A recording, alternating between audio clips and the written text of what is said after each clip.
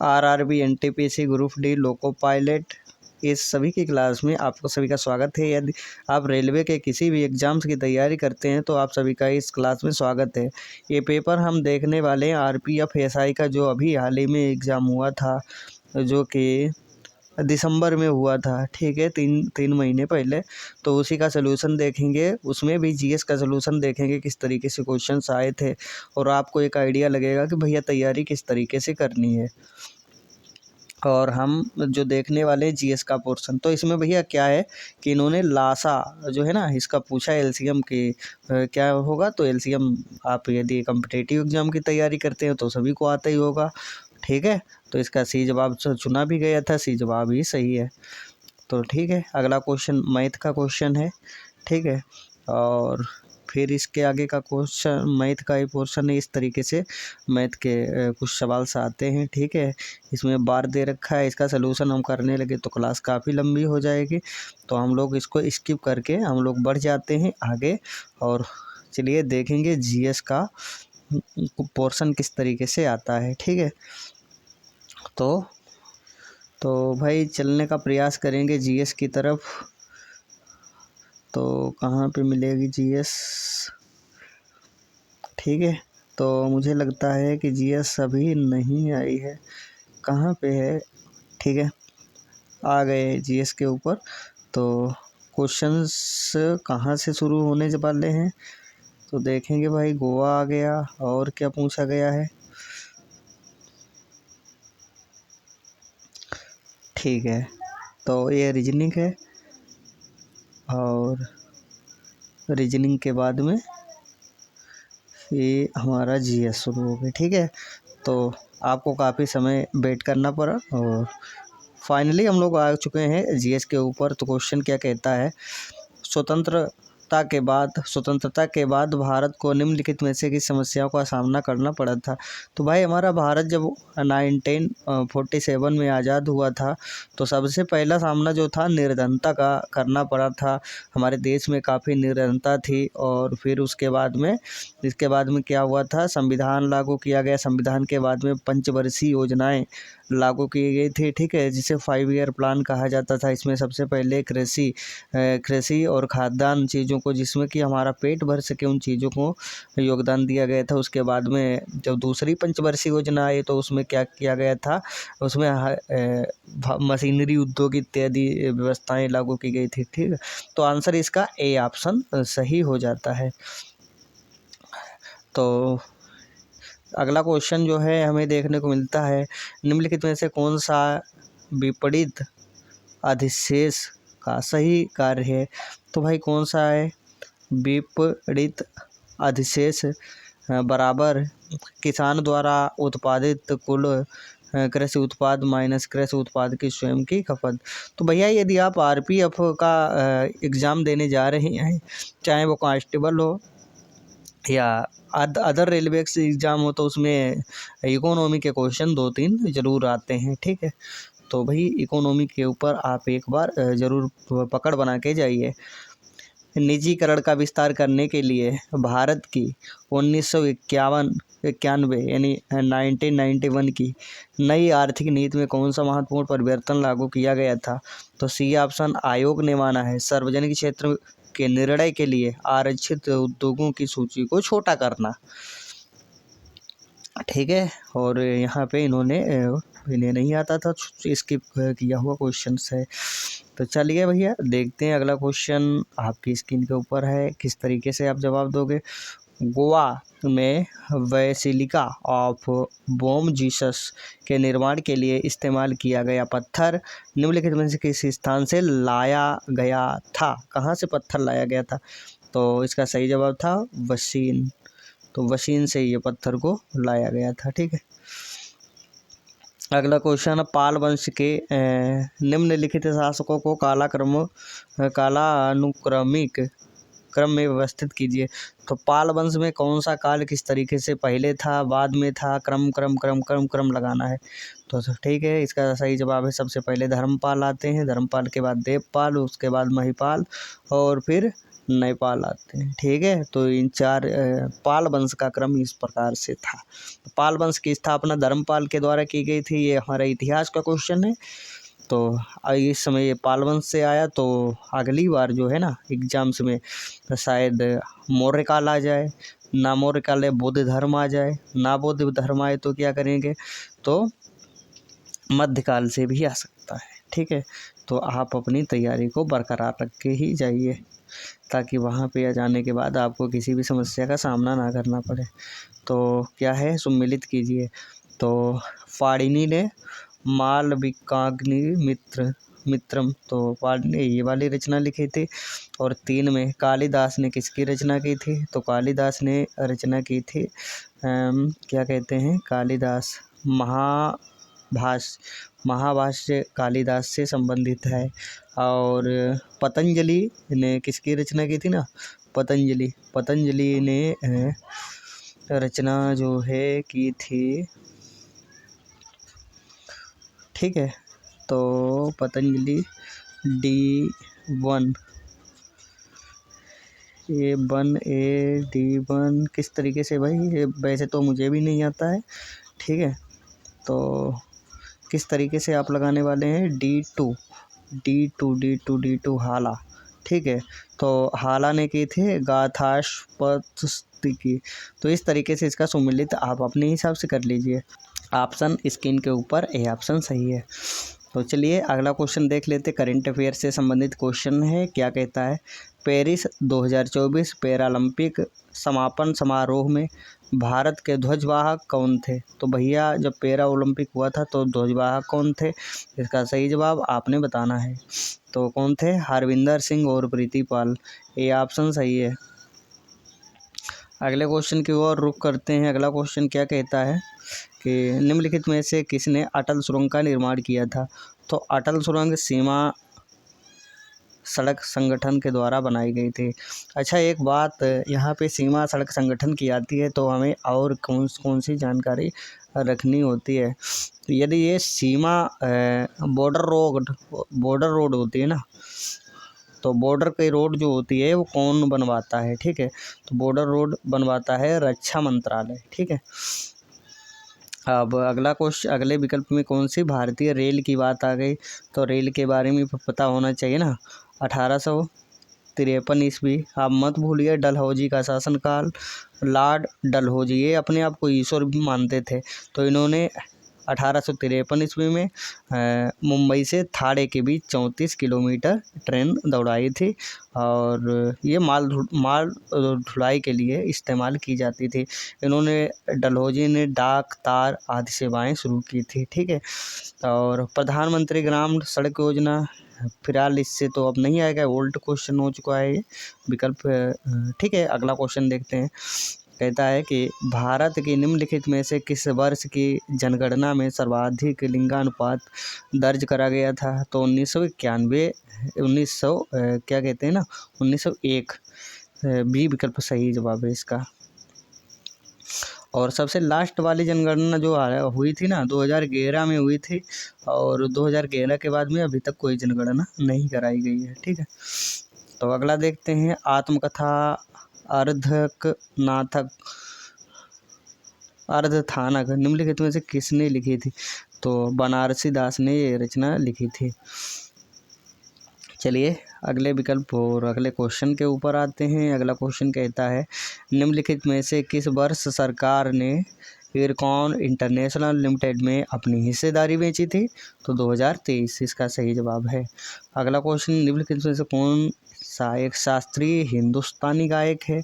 तो जो विकल्प दिए हैं उनमें से शास्त्रीय हो, हिंदुस्तानी गायक हो, तो बेगम अख्तर। ठीक है, तो बेगम अख्तर इसका सही जवाब है बी विकल्प के अंदर। अगला क्वेश्चन आपकी स्क्रीन के ऊपर है। कहता है कि निम्नलिखित में से विजयनगर साम्राज्य के किस, अच्छा यहाँ पे इससे पहले आया था वो पाल वंश का था क्वेश्चन, किसका था, पाल वंश का। तो इसका मतलब क्या हुआ कि आरपीएफ में इतिहास बहुत अच्छे से पूछी जाती है। ये पाल वंश का क्वेश्चन था और ये विजयनगर से आ गया, तो ये भी इतिहास का क्वेश्चन। तो यहाँ पे 2-3 क्वेश्चन इतिहास के रिपीट हो चुके हैं। तो विजयनगर साम्राज्य के किस राजा ने यवन राज्य स्थापनाचार्य की उपाधि धारण करी थी? तो कृष्ण देव राय इसका सही जवाब है। तो चलिए अगला क्वेश्चन देखते हैं क्या कहता है। मई 2024 तक स्थित के अनुसार संघ सूची में कितने विषय, ये संविधान का बेसिकली क्वेश्चन है। तो संघ सूचियाँ दो होती हैं, एक होती है राज्य सूची, ठीक है, और एक होती है संघ सूची। तो संघ सूची में कितने विषय हैं? तो संघ सूची में 100 विषय हैं, ठीक है। तो देखिए इसी तरीके से आता है यहाँ पे संघ सूची, एक होती है राज्य सूची, और एक चीज़ और होती है, एक होती है लोकसभा। क्या होती है? एक होती है लोकसभा और एक होती है राज्यसभा। लोकसभा जो होती है अस्थायी सदन होता है, इसको भंग किया जा सकता है, लेकिन राज्यसभा होती है स्थायी सदन होता है, इसे भंग नहीं किया जा सकता। लोकसभा के सदस्य जो होते हैं ना, प्रधानमंत्री, मुख्यमंत्री, ये ताद आते हैं जो जनता के द्वारा वोट से चुने जाते हैं। इनकी कम से कम उम्र 25 वर्ष होनी चाहिए चुनने के लिए। और इसी तरीके से बात करते हैं राज्यसभा की। तो राज्यसभा का सदस्य बनने के लिए राष्ट्रपति जो होता है ना राज्यसभा का, तो राज्यसभा का सदस्य बनने के लिए इसे 35 वर्ष उम्र होनी चाहिए। इसी तरीके से राज्यपाल बनने के लिए भी 35 वर्ष होनी चाहिए। अगला क्वेश्चन देख लेते हैं। तो कहता है निम्नलिखित में से कौन रोजगार विहीन वृद्धि की सही परिभाषा है? तो रोजगार विहीन की वृद्धि यानी जॉबलेस ग्रोथ, ठीक है, जॉबलेस ग्रोथ इकोनॉमी का क्वेश्चन है। और हमें शायद लगता है कि इकोनॉमी के 3 क्वेश्चन रिपीट हो चुके हैं अभी तक। यह एक आर्थिक घटना है जिसमें कोई अर्थव्यवस्था अपने रोजगार के स्तर को बनाए रखते हुए या घटते हुए विकास करती है। तो ये कौन सी? जॉबलेस ग्रोथ कहलाती है। अगला क्वेश्चन, जून 2024 में आंध्र प्रदेश मंत्रिमंडल में अनीता बंगालापुरी को कौन सा पोर्टफोलियो आवंटित किया? तो आंध्र प्रदेश की गृह मंत्री। तो इसका सही जवाब सी ऑप्शन में है। तो चलिए भैया अगला क्वेश्चन तो देखते हैं। अगला क्वेश्चन संविधान से है। बेसिकली संविधान में क्या कहता है कि भारतीय संविधान के भाग 4 ए मौलिक कर्तव्य निम्नलिखित में से कौन सा प्रावधान नहीं है? तो मौलिक कर्तव्य, मूल अधिकार नहीं बोला गया, मौलिक कर्तव्य राष्ट्रीय ध्वज का सम्मान करना, ठीक है, ये है। हमारी समग्र संस्कृति की समृद्ध विरासत को संरक्षित करना है। भारत के सभी लोगों के बीच भाईचारे की भावना को बढ़ावा, ये भी है। और क्या नहीं है? अपने माता पिता और शिक्षकों का सम्मान करना। ये संविधान में कहीं भी नहीं लिखा है, ठीक है। तो चलिए देखते हैं अगला क्वेश्चन। सत्यशोधक समाज की स्थापना 1873 ईस्वी में की गई थी। अगला क्वेश्चन देखते हैं। खाद्य पदार्थों में नाइट्रोजन और प्रोटीन की मात्रा ज्ञात करने के लिए आजकल निम्नलिखित में कौन सी विधि सबसे अधिक प्रयुक्त की जाती है? तो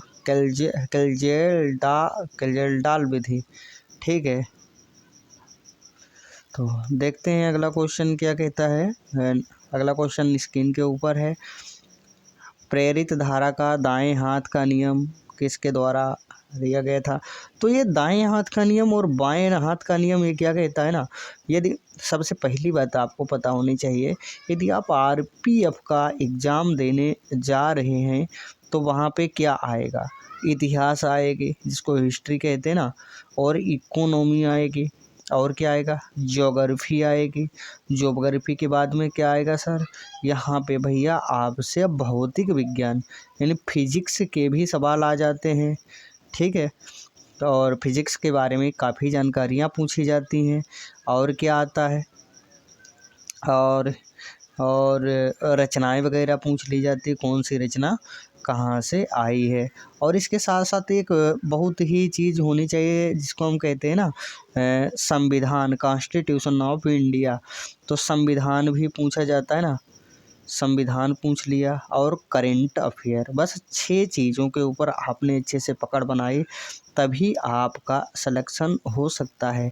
ये क्वेश्चन क्लास 12 यानी कक्षा 12 की भौतिक यानी फिजिक्स से आया हुआ है। तो प्रेरित धारा का दाएं हाथ का नियम, और हाई स्कूल में भी ये आता भैया, दाएं हाथ का नियम बाएं हाथ का नियम, ठीक है। तो फ्लेमिंग इसका सही जवाब है। और फेराडे अलग एक बात है, एम्पियर अलग है ना। एम्पियर कहता है कि विद्युत धारा की मापतोल, और फेराडे कहता है कितनी मात्रा कितने फेराडे की है, ठीक है। और आर्स्टेंड ये नहीं है, ठीक है। तो ये ऑप्शन सही है। तो संविधान मुख्य चुनाव आयुक्त और चुनाव आयुक्तों के कार्यकाल की सुरक्षा सुनिश्चित करता है। उन्हें डैश दे रखा है, वर्ष के कार्यकाल के लिए नियुक्त किया जाता है, या वे 65 वर्ष की आयु तक जो भी पहले हो पद पर कार्यरत रहते हैं। तो क्या है ना, 6 वर्ष। करंट अफेयर का क्वेश्चन है नाटो से। तो क्या कहता है कि 23 दिसंबर 2024 की स्थिति के अनुसार उत्तरी अटलांटिक संगठन नाटो, ठीक है। तो नाटो के समूह में कितने सदस्य हैं? तो 32 सदस्य हैं, ठीक है।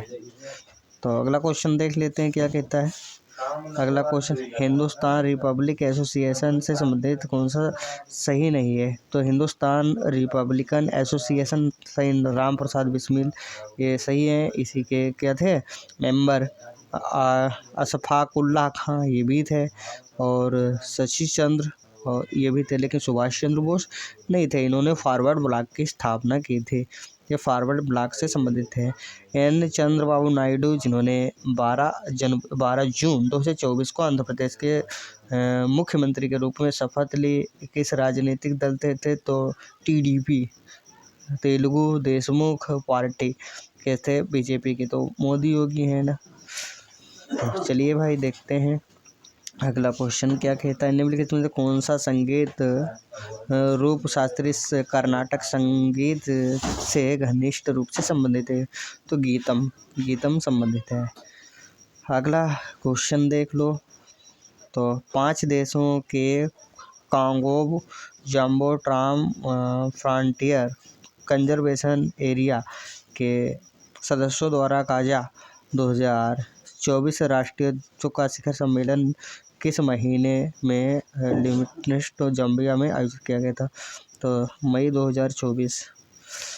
दक्कन के पठार के बारे में लिखने से कौन सा कथन गलत है? तो पूर्वी घाट महानदी घाटी के दक्षिणी लेकर दक्षिण गिरी तक फैला हुआ है, ठीक है।